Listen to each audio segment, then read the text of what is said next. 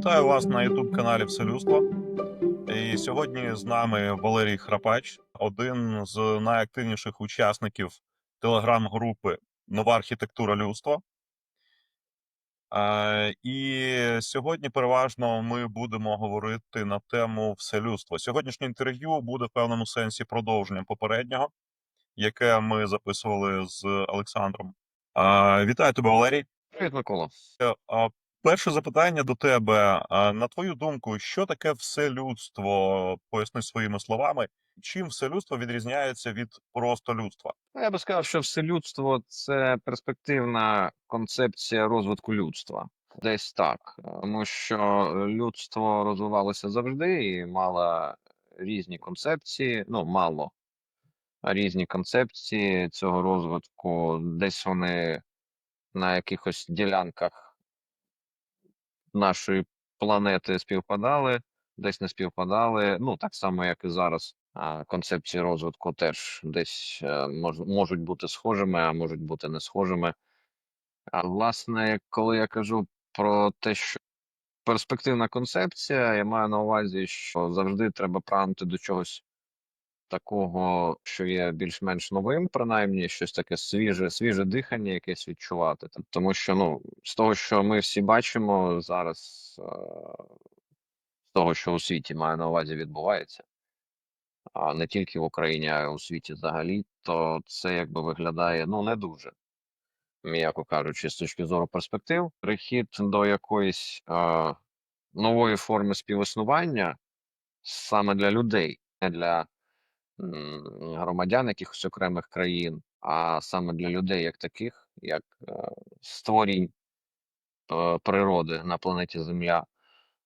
Це просто те, що необхідне є, як на мене. А, І має потенціал. Наскільки це потенціал найближчих там років чи десятків років, чи століть, це питання відкрите. Не впевнений, що на нього просто зараз хтось зможе відповісти. Виходячи з того, що зараз десь людство, так, саме людство заходить у якийсь глухий кут з різних причин, можливо, про які ми ще поговоримо, то ця концепція вселюдства як така, що об'єднує саме людей, відповідно, різних рас, різної ментальності, світогляду, вона може, скажімо так, бути успішною. Валерій, а як би ти сформулював ключові якісь відмінності вселюдства від людства для того, щоб було трошки зрозуміліше широкій аудиторії, яка не занурена в цю тему? Я думаю, що про це треба першочергово питати засновників, так, батьків-засновників і Згоден. авторів концепції. Те, що я обмалював у відповіді на твоє попереднє запитання, воно, я думаю, плюс-мінус стосується і оцього твого запитання, яке ти ставиш зараз. Окей, добре, прийнято. Тут я спочатку скажу, що головною темою тих інтерв'ю, які я записую для YouTube каналу Вселюдства, є обговорення запитання та пошук відповідей, обговорення відповідей на запитання, що робити простим людям. І тому наступне запитання до тебе. Скажи, на твою думку, а де брати таких людей, щоб розширювати спільноту вселюдства? Питання хороше, як часто кажуть, дисертабельне, дискутабельне як мінімум. Справа в тому, що якщо так замислитися і спробувати на нього відповісти, то я би сказав, що перше, що приходить мені на думку, це те, що це так не працює. Знайти людей, напевно, це буде трошечки не той підхід, яким би я хотів би оперувати. То мені здається, що люди мали би знайтись самі, так би мовити. І знайтись теж, напевно, найкраще слово, щоб це описати. Прийти до цього, бо вони, можливо, якщо захочуть, якщо ви захотіли, вони би мали би до цього одного дня прийти. Люди зазвичай прагнуть до якихось концепцій простих і простих гасел. Так, типу, заводи робочим, землю селянам, таке інше. Це не означає, що вони якісь не такі і неправильні. Це означає, що мозок реагує на простий запит, простий заклик. І це нормально, це в людській природі. І тут, мені здається, що підходити треба би було, ну, точніше, можна було би підходити з дуже раннього дитинства і, відповідно, через, можливо, навіть систему освіти, тобто якось проводити якусь освітню роботу саме з дітьми. Не вже з дорослими людьми, тому що дорослі люди, як правило, не змінюються, і, власне, вони вже є якимись такими сталими організмами та сталими особистостями. І мені здається, що тут здебільшого треба працювати саме з найменшими, саме з дітьми. Але повинна знову ж таки бути якась спільна концепція, хоча б якогось на рівні якогось регіону. Тобто неможливо, як на мене зараз, однаково підійти абсолютно до всіх людей на планеті Земля, незважаючи на те, до якої вони країни належать, якого вони громадянства, в якому контексті вони, скажімо так, виховуються. Я думаю, що отак підходити, ну можна, але з цього нічого путнього швидше за все не вийде. Тому мені здається, що до цього люди повинні прийти, і самі. Сама концепція має бути простою, і починати треба якби маленькими кроками до чогось, ну, до чогось великого. Так, треба, напевно, ну, в цьому випадку так точно, йти маленькими кроками. Просто тут і зараз, я думаю, якщо хтось запропонує рішення, то це буде дуже сильно схожим на якусь передвиборчу агітацію в Так, я будь-якій думаю, що країні. розумієте. Дивись, то тут я зазначу декілька моментів, хочу з собою тут трошки подискутувати. Справа в тому, що я згоден, що в ідеалі, це було б добре, якби все починалось з дітей з освіти. Але тут нюанс же ж в тому, що їх хтось має навчати, тобто мають спочатку з'явитись дорослі, яких вже можна віднести до вселюдства, і не просто дорослі якісь вчителі. А якщо ми кажемо про освіту, відповідні достатньо розвинені люди мають бути при владі, які могли б певним чином реформувати систему освіти. Тобто тут в певному сенсі трохи замкнене коло. Водночас ще другий є момент. Із свого спілкування з тими людьми, які, наприклад, приймають активну участь в телеграм-групі Нова архітектура людства, які демонструють свою зацікавленість в розвитку ідеї вселюдства, там нової архітектури людства. Тобто вони докладали зусиль, вони працювали над собою, вони там медитували, хтось навчався в школі Аперон, хтось в Олега Хомяка, а хтось ще десь. Тобто люди виконували таку серйозну роботу саме над собою, і їм вдалося якось розвинутись, змінити свій світогляд. І тепер, внаслідок вже достатньо об'ємної такої роботи глибокої, тепер вже, коли змінився їх світогляд, їхнє мислення, вони, ну, помітно відрізняються від більшості людей за своїм мисленням і світоглядом, за системою цінностей. І тепер вони приймають участь у просуванні ідеї вселюдства та нової архітектури людства. Тобто, може, все ж таки, варто не очікувати там реформ в системі освіти, а може, розвиваючи такі спільноти, як наша, поширюючи певні там знання через YouTube канали, через книжки, долучати людей, які вже працюють, які мають мотивацію, мають натхнення до власного розвитку. І, можливо, варто починати з того, щоб згуртовувати таких людей, і з цього розвивати все людство. Готуватись навколо чогось, це якби взагалі людям притаманно, навколо якихось ідей. Звісно, ну те, що ти кажеш, так, безумовно. Чи треба це робити? Ну, можна. А питання тільки в тому, яку кількість людей у такий спосіб можна навколо чогось згуртувати. Чи буде ця маса критичною? Люди, які хочуть взагалі працювати над собою, це кричуща меншість. Так і є, згоден. Ба більше, люди, які хочуть над собою працювати і досягли в цьому успіху, їх ще менше. Тому що, знову ж таки, я чому почав з дитинства, то адже саме тоді формуються там всі наші нейронні ось ці от нейронні зв'язки, і Згоден. наше світосприйняття, воно ж, ну, звідти і починається. Потім, ну, звісно, можна якусь корекцію робити, але якщо чесно, ну, там відносно там широкого кола знайомств, людей, яких я знав з дитинства, і от вони стали дорослими, то знаєш, є така фраза: "А, він не змінився", там, чи "вона не змінилась". І отак можна Є таке. описати, ну, майже всіх там моїх знайомих, які стали вже дорослими. Тут знову ж таки ти сказав про освіту доречно. Справа в тому, що сама освіта, вона, звісно ж, себе дискредитує багато в чому, і я не мав, на увазі освіту, скажімо так, у класичному розумінні, як вона зараз є. Тут, знову ж таки, це по-перше. А по-друге, коли я говорив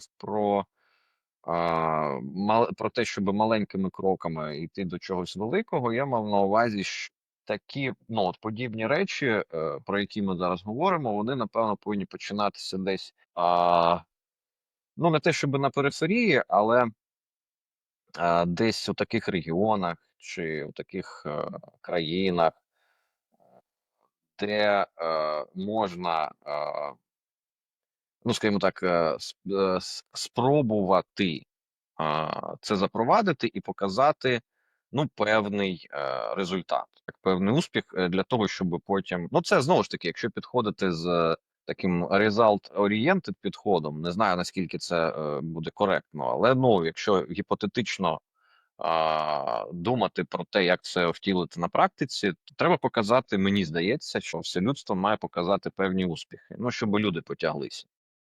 Угу. Гарна ідея. Слушно. Добре, згоден. І інше питання, звісно, швидше за все, це має бути системна робота, узгоджена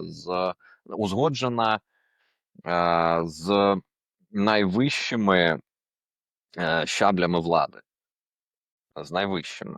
І, до Тобто, чи речі, правильно я освіта тебе це ж розумію, що теж одна з галузей влади. Що ти кажеш, Валерію, чи правильно я тебе розумію, що ти кажеш, наприклад, доречно було б вселюдство розвивати через такі проекти, як Ауровіль, наприклад, якщо чув таке.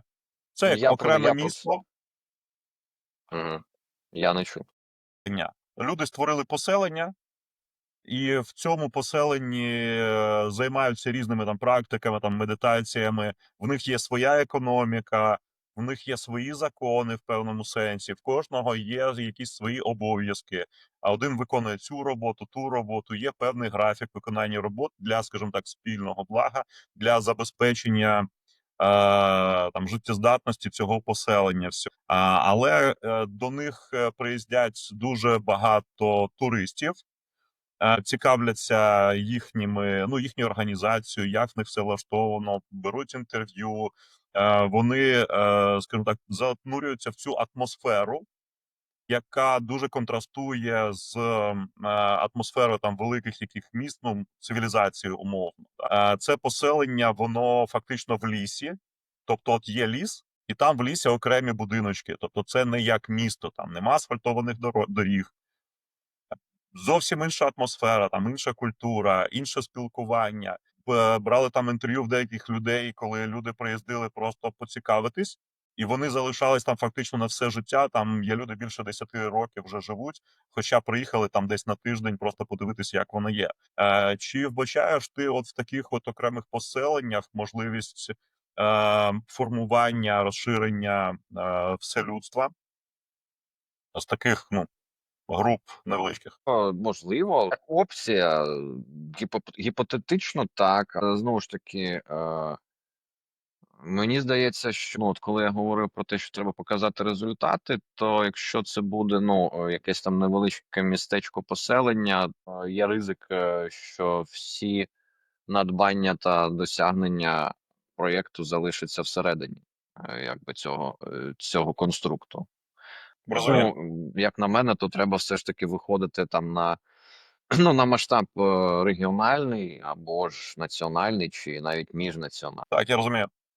Окей, добре, тоді рухаємось далі. Наступне запитання. Валерію, а як на твою думку, Чому ми зустрічаємо так мало людей на сьогодні, чий світогляд та система цінностей є близькими до вселюдства? Зустрічаємо де, ти маєш на увазі? Навколо нас. Ну, по-перше, я думаю, що не всі взагалі знають, що це таке. Адже ідея залишається в цілому на маргінезі, як на мене. Я розумію. Ну, це якщо казати про сам термін вселюдство, да? А якщо казати про стосунки, про систему цінностей, коли люди не ставляться один до одного, як людина людині вовк, коли не прагматизм домінує, трохи все по-іншому. Ну, якщо ти говориш про ціннісний рівень, то я би тобі сказав, що агресія вона взагалі є ну, частиною у нас, частиною людей, є якби притаманною рисою кожного з нас, і так було завжди. Так було завжди і залишається, і скільки буде ще залишатися, я не знаю. Це щось таке, що прописано у нас на генетичному рівні, якась агресія, чи якесь домінування, чи намагання забрати те, що ти хочеш силою у того, в кого можна. Так? Тому я не думаю, що цьому якби можна дивуватися, і варто дивуватися. Я думаю, що це природній стан речей. Гіпотетично можна припустити, що зараз там певна, принаймні, частина людства, так, не налаштована на те, що агресивно захищати свої ну, не те, щоб навіть захищати свої інтереси, а агресивно просувати свій порядок денний, намагаючись там силою забрати те, що їй належить за її власною думкою. Але ну от Україна опинилася у своїй ситуації, коли ми від цього страждаємо. Десь, звісно, там, якщо там Європу брати, то можливо їм вже це не вигідно, вони вже хочуть більше. А, Ну, якби не воювати, а торгувати, як це модно зараз говорити. Втім, якщо чесно, то це питання відкрите. Ну, людина ж це тварина, і, власне, яка знаходиться якби на верхівці ось цього от харчового ланцюга. Нічого дивного, що агресія вона проявляється. Як вийти на ось цей момент, коли це буде невигідно, а, а, ну або ж з етичної точки зору неправильно, і це будуть розуміти ті, хто повинен би це був би зрозуміти. Знову ж таки, питання відкрите. Питання, на яке відповіді немає, і поки що можливо є якісь версії гіпотези, але не більше того. Тобто, ти думаєш, що на тому етапі розвитку людства, який вже можна буде сказати, що ось вже є сформоване все людство, ми від цього нікуди не подібнемось, думаєш? Від чого саме? А від того, про що ти кажеш, що людина в першу чергу це звір, що агресія настільки глибоко в людині, що якось усунути це незрозуміло Ну як. я думаю, що немає тумблера, який би це міг вибити. Немає Ага. ані на індивідуальному рівні, ані на рівні якомусь там глобальному чи колективному. Такого тумблеру немає. Ну, якби ми ж народжуємося з двома руками, з двома ногами, з головою, з мізками, і так само з якимись нашими емоціями, приміром. Так, тобто ми ж звідкись вони ж беруться і переходять з покоління в покоління. Ну, якщо говорити так Тобто, чи в правильно я широкому розумію, сенсі. чи правильно я тебе розумію, що на твою думку, навіть коли можна буде казати, що ось вже сформувалось все людство, то війни не припиниться? Хм. Я правильно Я розумію? думаю, що це в твоєму запитанні буде два запитання, Окей. і вони не обов'язково взагалі будуть збігатися. Так. Це які? Ну, зупинка війни, про те, що люди припинять воювати, це якби одне питання, чи не припинять, я маю на увазі, припинять чи ні. Ага.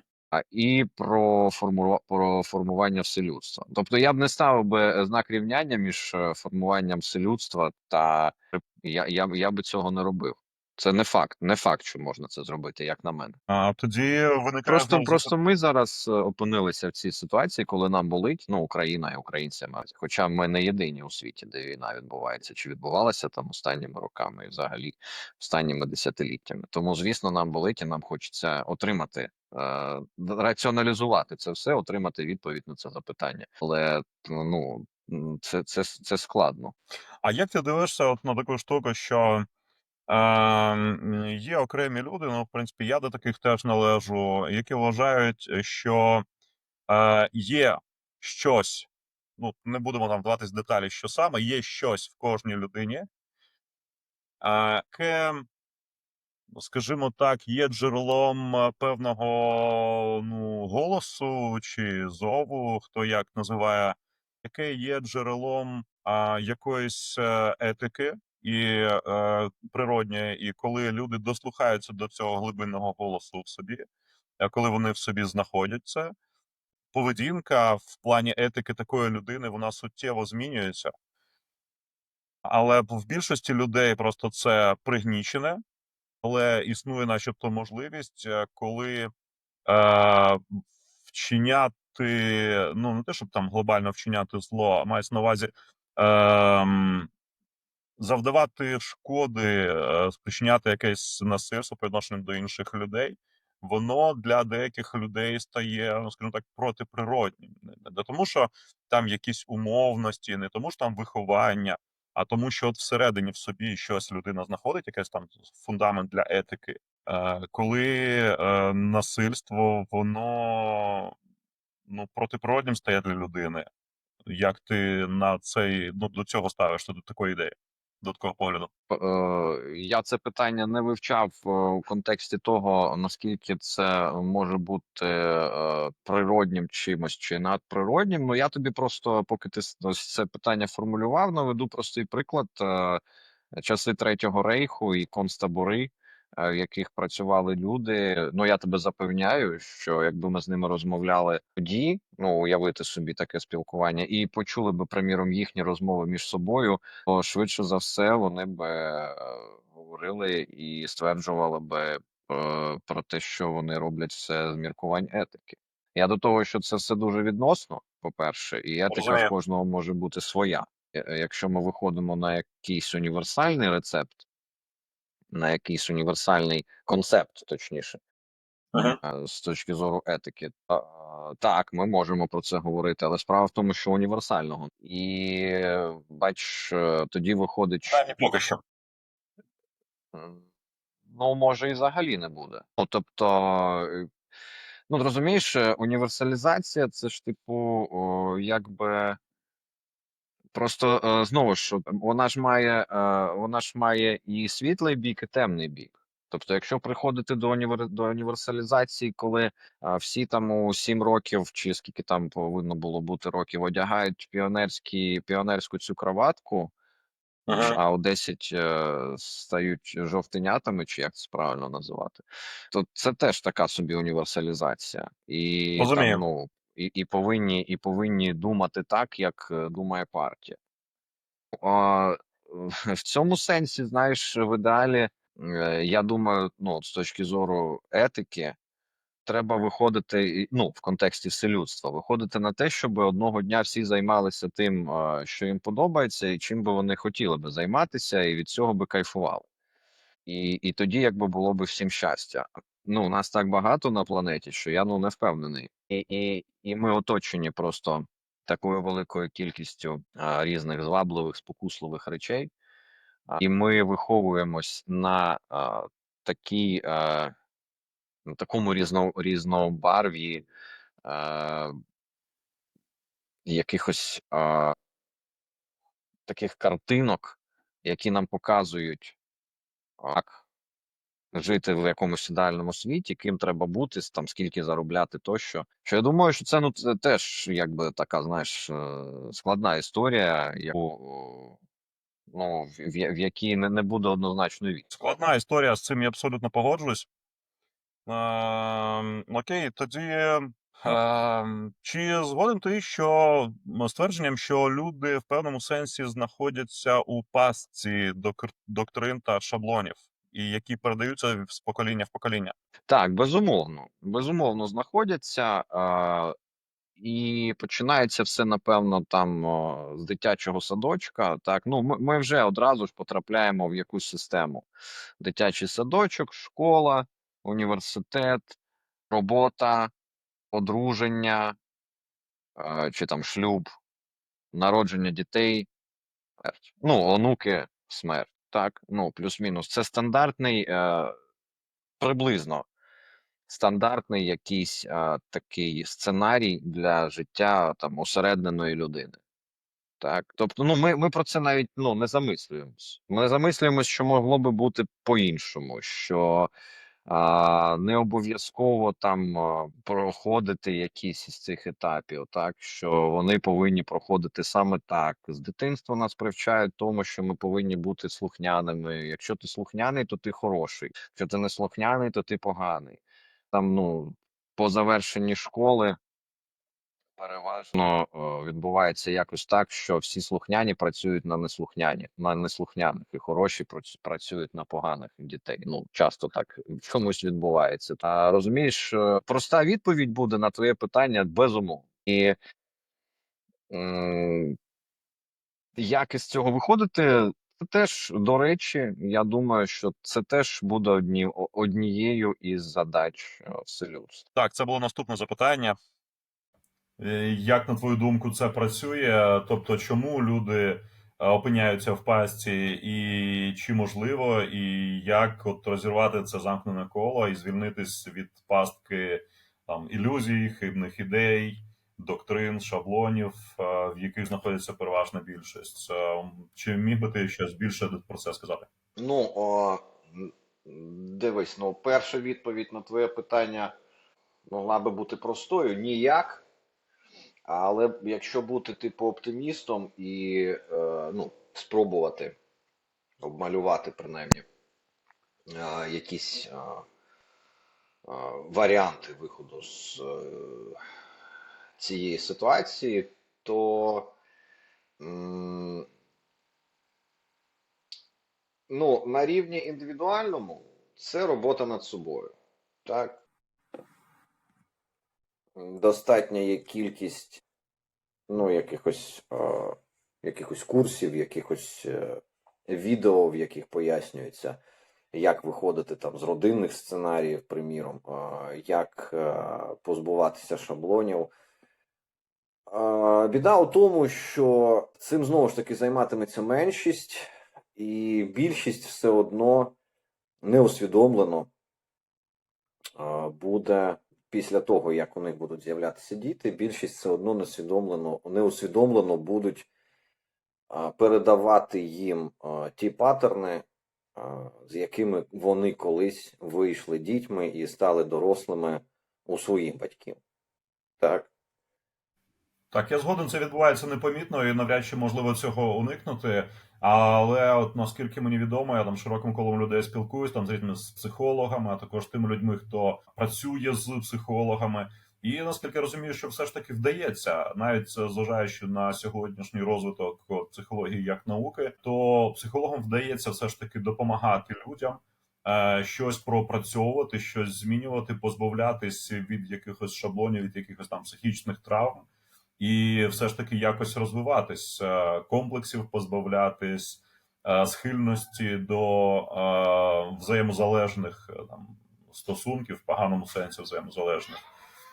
Можливо, має сенс, наприклад, поширювати розуміння важливості роботи з психологами. І розповсюдження такої роботи, ну от як я у всякому випадку бачу, може сприяти розвитку суспільства, розвитку людства в цьому. Тобто, чим більше люди будуть сприймати як норму роботу над собою. Я зараз кажу не про ту роботу, коли там знаходять вчителів, живуть в якихось монастирях, медитують в печерах чи щось таке. А просто для початку от, працювати з психологом, да, якось виправляти ті негаразди, які є в підсвідомості.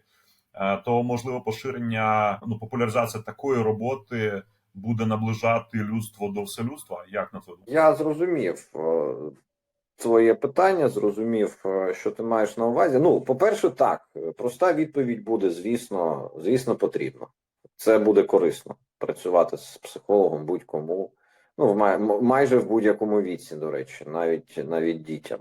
І ми в той же час повертаємось до того, що швидше за все це поки що робить меншість. На це повинна бути мода.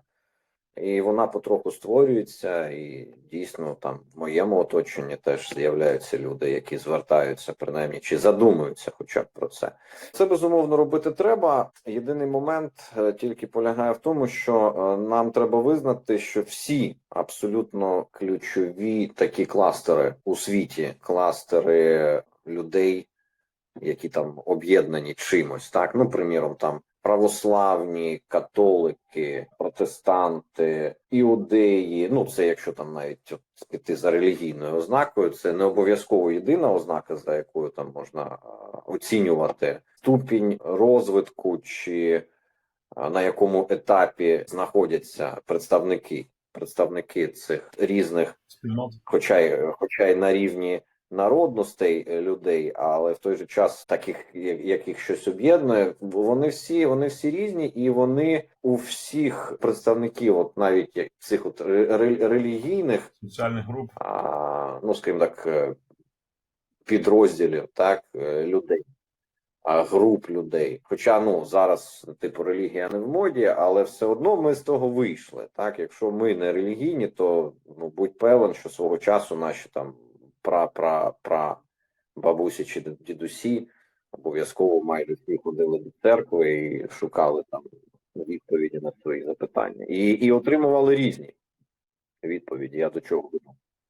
Тобто ми всі різні, і ми всі ділимося не тільки за там національним, за якоюсь там за національною ознакою. Ми ділимося ще на щось таке, ну, значно глибше, так, на щось, ну, от, з точки зору онтології нашої, щось таке, що осягає своїми коріннями ще до того, як ми там стали українцями, поляками, німцями, шведами чи австралійцями, умовно, чи там американцями. Так, це ще до того всіх нас, я маю на увазі, наші ці генеалогічні дерева з чогось росли, і якби на них формувалися якісь гілочки, якесь листячко.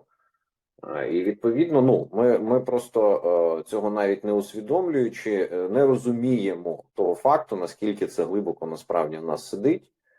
І я вів до того, що навіть враховуючи те, про що ти кажеш, що там працювати з психологами, приміром, так, звісно, але позаяк у більшості з нас дуже різні заводські налаштування, Які не можна змінити. той результат.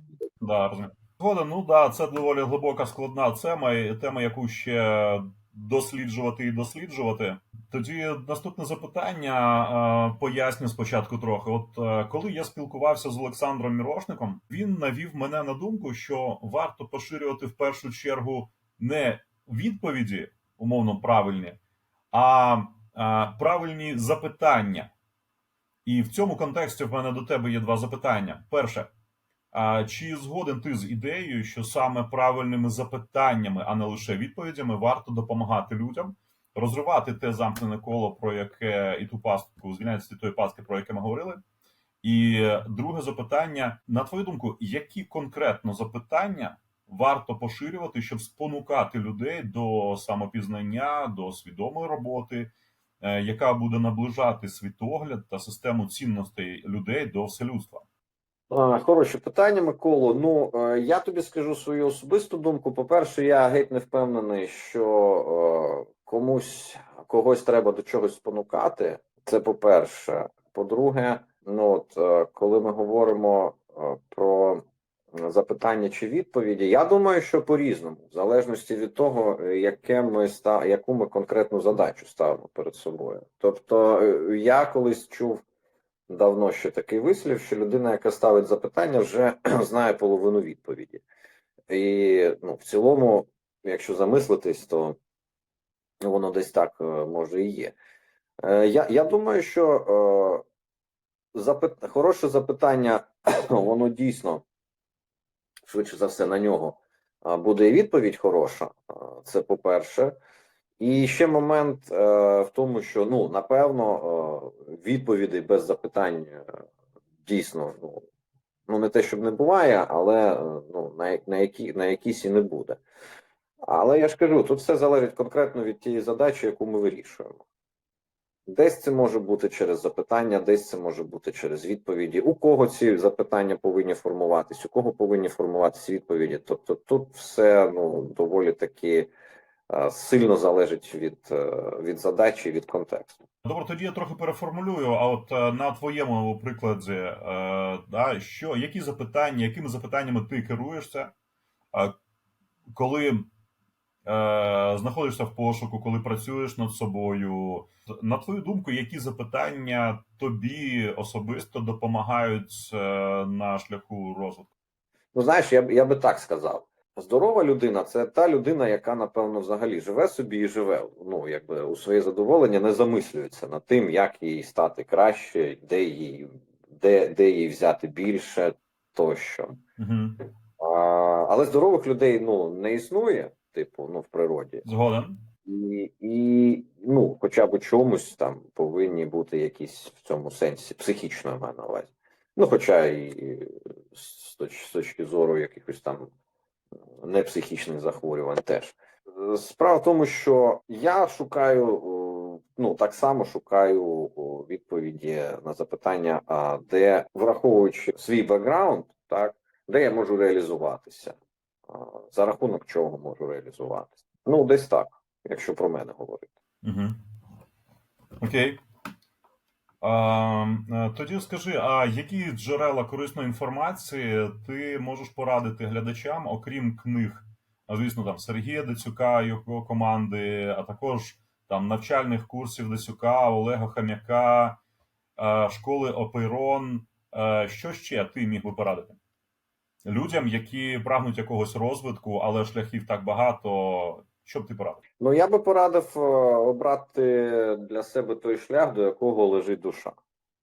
Тобто для когось, ну ж таки, розвиток всі по-різному сприймають і розуміють. Для когось щось може бути розвитком, а для когось те, що для іншого є розвитком, буде стагнацією, приміром. Самою цією ідеєю я згоден, але тут справа ось в чому, що, можливо, у людей є бажання, є прагнення, але вони ж не всі шляхи знають, не всі можливості знають. Можливо, ти знайшов, ну, ти бачиш, тобі знайомі якісь можливості, якісь шляхи, якісь люди, курси, ютуб-канали, книжки, які б ти міг би порадити, що щось конкретне тим людям, які знаходяться в пошуку, але вони не мають, наприклад, твого досвіду і можуть не знати про існування якихось можливостей, про які ти вже знаєш. От що міг би з свого досвіду порадити? Так, ні, я розумію, що ти маєш на увазі, але ж я кажу, що тут у кожного свій шлях, і універсальних рецептів не буде. Зараз просто великим плюсом є те, що інтернет у доступі, так, у кожного, у вільному доступі, смартфон, інтернет, штучний інтелект. Тому я насправді рекомендував би, напевно, ставити запитання саме там, у штучному інтелекті, в Ютубі шукати те, що до чого прагнеш, намагатися знайти тих лідерів думок, тих людей, які транслюють якісь там цікаві ідеї. Я думаю, що плюс-мінус там всі розуміють, що зараз ну от велика, вже не зараз, а деякий час там велика мода на психологію, на філософію, на ну, подібного роду розвиток своєї особистості. Ну, я б радив з цього починати, з чогось, ну, простенького, радив би більше читати. Це, ну, це реально допомагає. Будь-яку літературу, але, ну, я розумію, що там наукова література, вона не для всіх буде цікавою, тому художня література, вона дуже сильно розвиває мислення. Ну і я думаю, що шукати тих людей, з якими цікаво, тих людей, з якими можна обговорити теми, які для тебе актуальними є, так, тобто якихось таких людей, з яких однодумців, одним словом, так, і з ними спілкуватися. Спілкування це теж дуже важливо, теж дуже сприяє розвитку людини. Ну, напевно, десь так. Напевно, десь так. А тоді трохи переформулюючи запитання, теж більше про твій особистий досвід. От в твоєму особистому топі, які є, можливо, там люди, школи, книжки, ютуб канали, що згадаєш саме в топі, що на твою думку найбільше було для тебе особисто корисним в твоєму пошуку, в твоєму розвитку? Напевно, в першу чергу, це все-таки був би Дацюк і його спільна робота в іночотвірці. Ну, вони якби розширюють світогляд дуже серйозно, і причому, ну, так доволі це легко сприймається.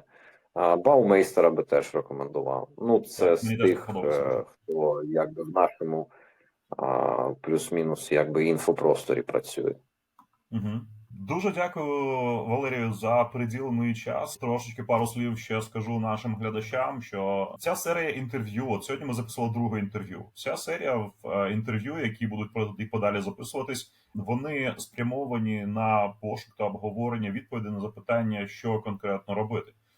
Тому ті з вас, хто перегляне це відео, поділіться, будь ласка, своїми якимось ідеями, підказками, порадами, можливо, саме в цьому контексті, можливо, що вам особисто найбільше допомагало в ваших пошуках, у вашому розвитку, і, можливо, підкажете ще якісь актуальні, цікаві теми, які могли б доповнювати, наприклад, сьогоднішню нашу розмову з Валерієм. Будемо вам дуже в цьому вдячні. Ще раз дякую, Валерію, дякую глядачам, всім до нових зустрічей, на все добре. Дякую, Микола, що запросив.